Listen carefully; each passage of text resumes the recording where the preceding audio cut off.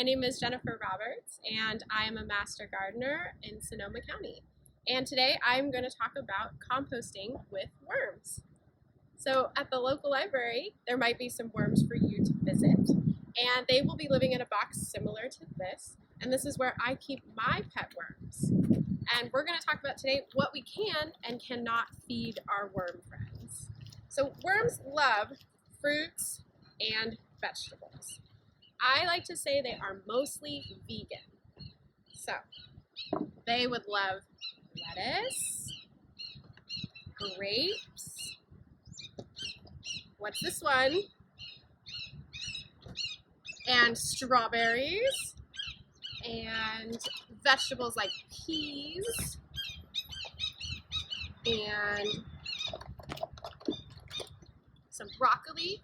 So all fruits and vegetables worms are able to eat, but they don't like certain things that we like to eat, like pizza. This is a no-no for the worms. And they don't like cheese, and no bagel and lox. So one other thing to remember about worms is that they do like fruits and vegetables, but they don't love citrus. So we want to limit how much citrus we give them. And this also goes for things like pineapple. So these kinds of foods can be acidic, so too much of it is not good for the worms. All right, what about this one? You guys think they would like this?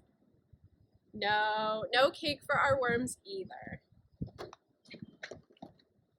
All right, so in order to have worms living in a box like this, and our box should have a lid, and it should also have some holes. So if we're thinking about making our own box at home, we want to make sure the worms can breathe in their new home.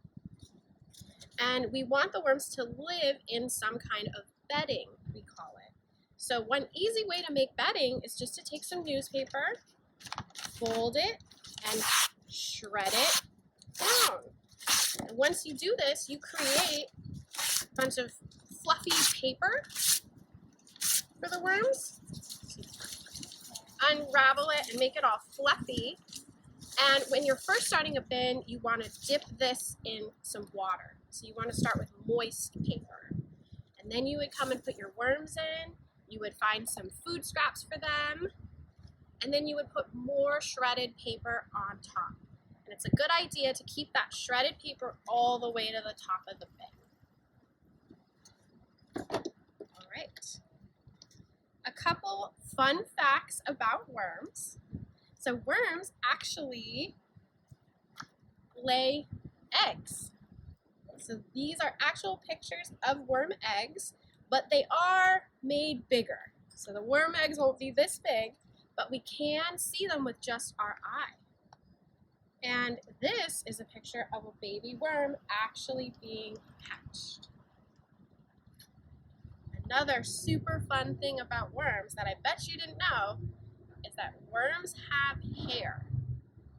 So these tiny little things are their hairs, and they help the worms move through the soil, which is where they live in nature.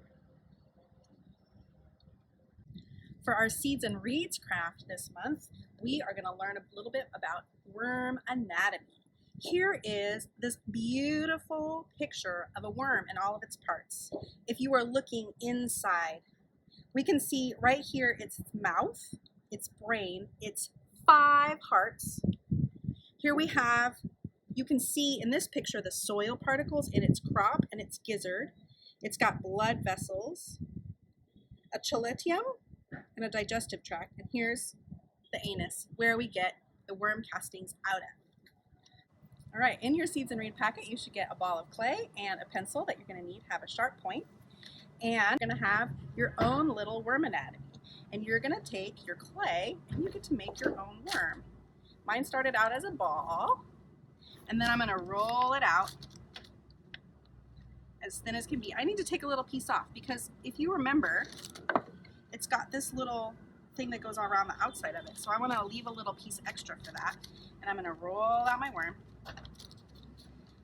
And then I'm going to roll this guy out too. But this one I want to be a little thicker and a little smaller so I can wrap it around my worm. Okay.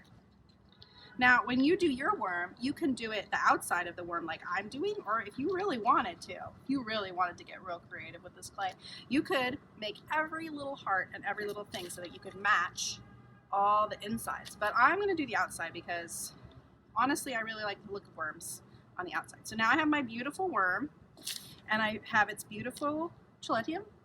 Clitellum! See, Jen's still here, and she's giving me really good notes. Clitellum, and then I'm going to take my pencil, and I'm going to mark all the little worm body parts. And this was where I can take a lot of time and do a lot of nice detail work and get all those little lovely ridges that worms have, which now we know have hair, which we didn't know before. I didn't know that before. Did you know that before? I didn't. I'm not going to try to put hairs on here because they're very tiny and microscopic. But I am going to put all these little lines all around my worm, and I'm going to just keep going and going. I'm not going to give it eyeballs because guess what doesn't have eyeballs? And there you go. And there's your Seeds and Reeds craft for March. And we hope you come in and visit our worms at our library. I wanted to introduce Jen to our worms that we have here that you can come in and see. A lot of the branches have worms that you can come visit, and here's how we have ours. We have them covered with a little cloth because worms don't like the light and they like a nice, even, cool temperature. But we're going to take them out so that Jen can see and see how we're doing caring for our worms. Here we go. We've given them 2 carrots and lots of damp paper towels. What do you think? Do they look like happy worms to you, Jen? Wow, look at them all. There they are, buried under the food scraps. And they look very happy. I'll even take one up. So here's what they look like. They are reddish in color, and that's a good thing. That means they're happy and healthy. And looking in the bin, it looks like they had some strawberry, and they loved that. And these carrots are great. They love carrots. But we want to make sure that we're cutting this down into small pieces because worms, they don't have teeth. Oh. So we got to help them out and make it small. And another good thing to add to our worm bin is a tiny amount of grit, like sand. Because in nature, when they live in the soil, they can get some of that grit. And they actually keep that grit inside their body. And when they digest, their muscles move against it. And that's how they digest their food.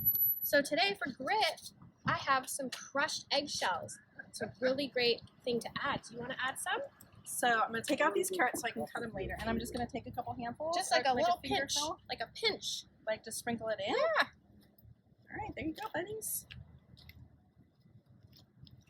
All right, and then when you were talking earlier, you were saying that maybe some more paper on the top? Yeah. Some dried paper? Let's add some more paper. So when you first add it, you add it wet. Yes. But then as you kind of put it on top, dry is good? That's right. I like to think about sandwiching the worms in between moist paper on either side and then dry on the top, like a frosting.